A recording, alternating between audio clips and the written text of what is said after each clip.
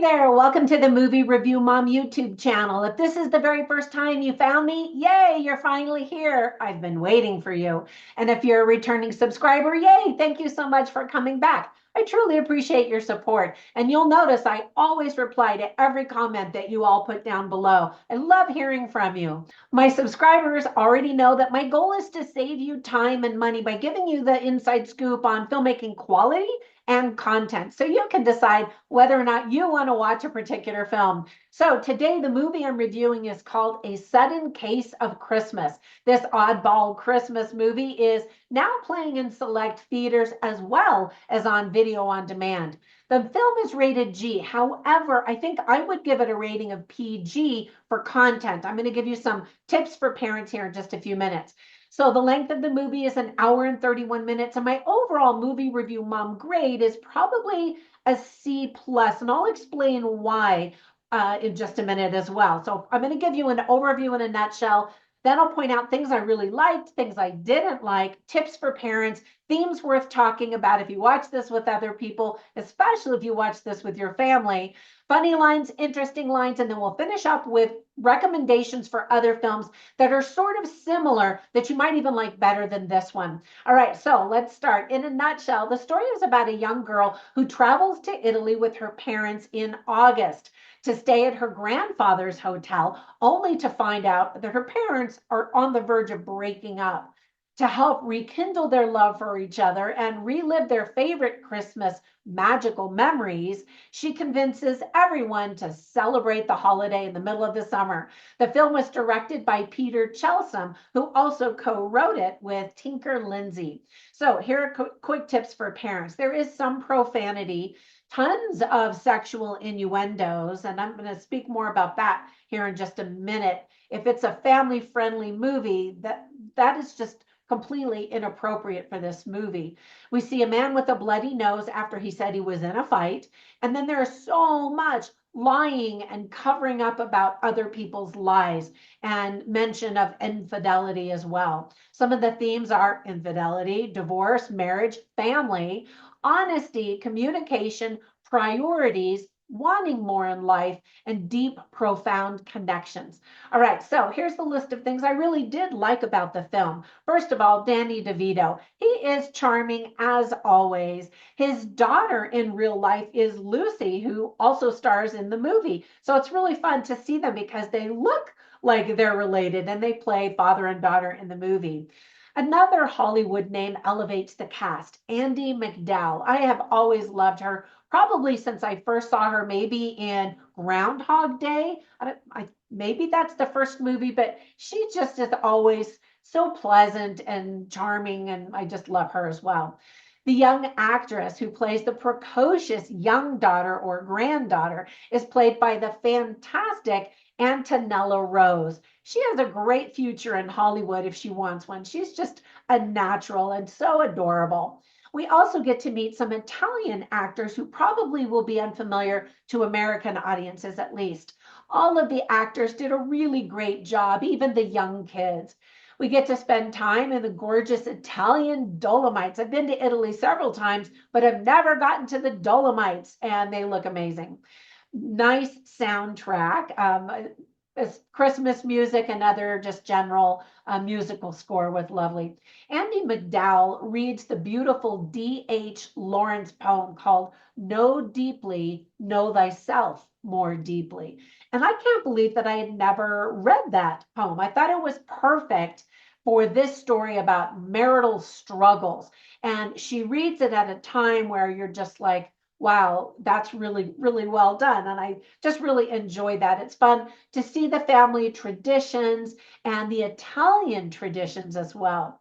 Now, on to the list of things that I didn't like, which caused me to lower my score. First of all, the movie is a perfect illustration of how absentee or flawed parents can spoil their child to assuage their guilt. And these two parents, actually several parents, feel very guilty about quite a few things. And so everybody is eager to grant this little girl whatever she wants to make her happy, celebrating Christmas in August or a puppy or whatever her heart's desire is, just to keep the peace. And I have a little bit of an issue with that, but I won't go into all of that. You just know that that's a part of the movie.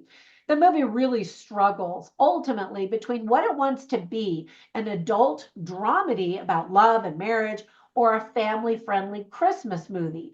The adult content makes it awkward to watch with your kids. And that's really the biggest reason why I'm lowering my score for this film is if it's family friendly, then get rid of all of that sexual innuendo and the conversations and the talk of marital affairs and all of that kind of stuff. Little kids don't want to know about all of that.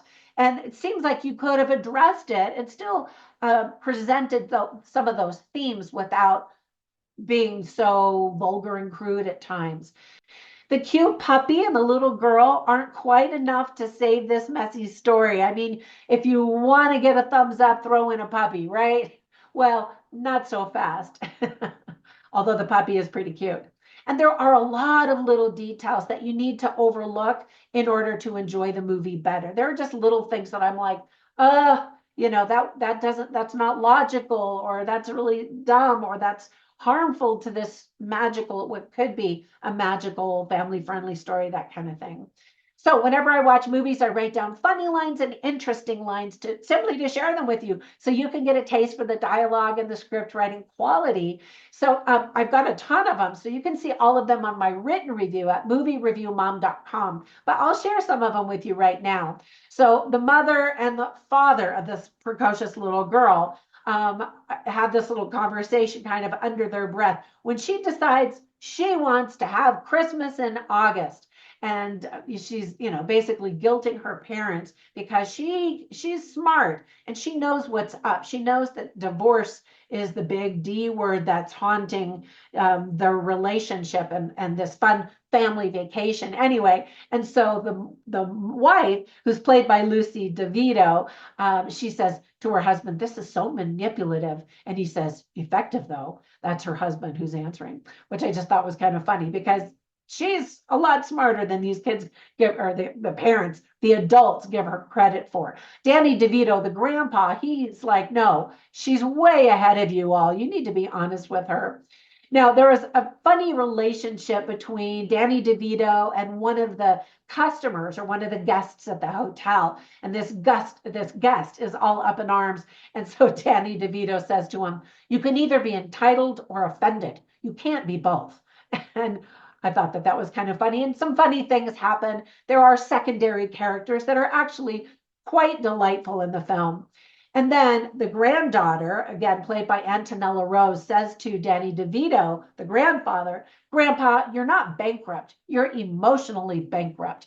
And she is kind of spot on, but kind of manipulative. And all of the adults are afraid of her because she speaks the truth. Anyway, then there are some interesting lines, and this is one that's repeated several times, first by Antonella Rose, and then finally by Antonella Rose. And she says, "As long as there's love, there's Christmas." And I love that the families, the adults are falling apart with all of their marital relationships, but she's just trying to focus on love, and that's what makes Christmas magical, which is true. And then there are some conversations about the types of relationships. And so Andie MacDowell's character is talking to her husband and talking about a friend that she met who's there. And this woman is just talking about how she met her soulmate, and she's like, "Wow, that's so amazing." And then Andie MacDowell says, "It sounds more like a roommate, not a soulmate," as she's thinking about her relationship with her own husband. Danny DeVito is talking about marriage and relationships and all the crazy things. And I'm trying to have this be a spoiler-free review, but he says to somebody, "Don't do nothing. Don't ever do nothing." He's trying to get these adults whose lives are falling apart to make amends, to do the right thing and that kind of thing. And I thought that was a good line. And then just kind of a cute line that the granddaughter and daughter says is, "I'm still workshopping happiness. And anyway, I'm only 10. She's only 10, but she's also very wise for her young years. And then Danny DeVito is counseling with her, his granddaughter. And he says, a catalyst is someone who brings people together, your love in action. And I thought, what a kind thing to say to somebody as he explains to her what a catalyst is and how she single-handedly has taken action to get people to reconsider their relationships and what they want in life and who they are and all of that. Now, whenever I watch movies, I instantly think of other films. And so I wanted to recommend these three. The first one is called We Wish You a Merry Christmas. That one came out, I think it was last year. I did a movie review of that one last year. And I'm going to cue that one up. So as soon as you're finished watching this, you can watch that one. The reason I mention it is because that movie was about marriage. And it was family friendly in that it was clean, but it wasn't a kid movie that kids would be interested in because it was about marriage. And so I liked that that movie picked a lane and stuck with it.